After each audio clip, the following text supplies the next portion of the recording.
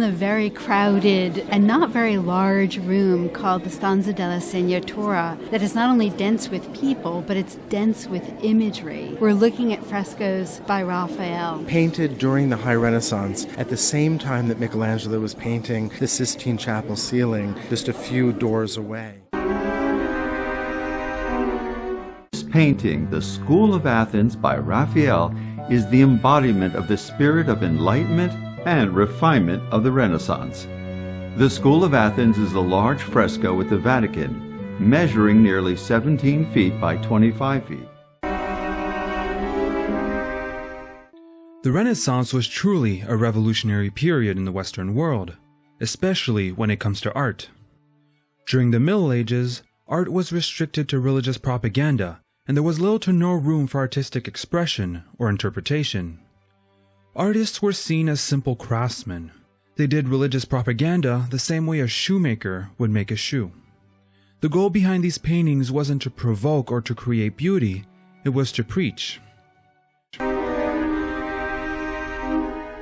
Raphael's birthday is unknown, but it is said to be on either March 28th or April 6, 1483. He was born in Urbino Marsh. Raphael worked as a painter and an architect in the High Renaissance. Raphael was well brought up in his early days.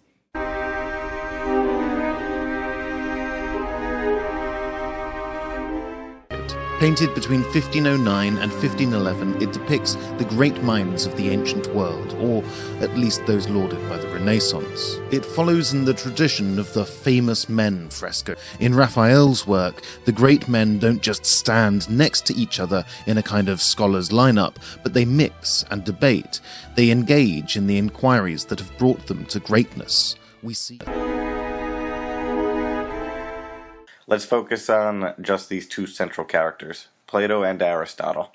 Plato holds his book, the Timaeus, and Aristotle carries his book, the Ethics. Plato points upwards, and Aristotle motions towards the ground.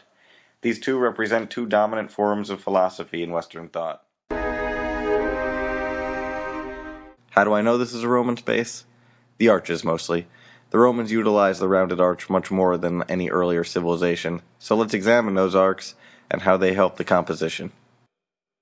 Though these arches appear smooth, rest assured knowing that behind their smooth veneer lie wedges stacked like so, with a keystone resting on top. Now let's start with the forces involved here.